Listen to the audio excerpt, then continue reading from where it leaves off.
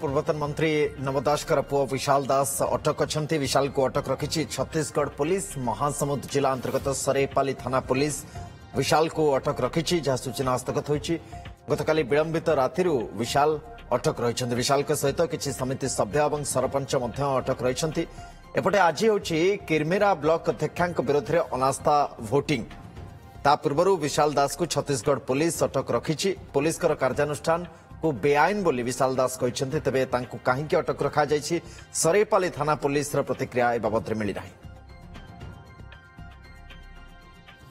देखंतु आज आमर किरमिरार अनास्था प्रस्ताव आज भोटिंग थिला 10:30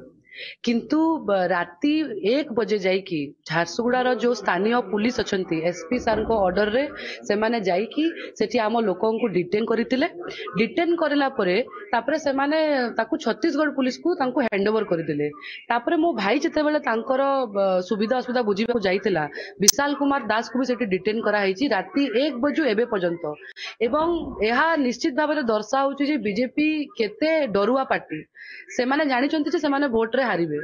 एवं आज सेति पई तांकू जते बेले से माने वोट रे हरै पारले नाही आज तांकू पुलिस रो भय रे तांकू डिटेन करा जे गणतंत्र रो हत्या करा जाउची।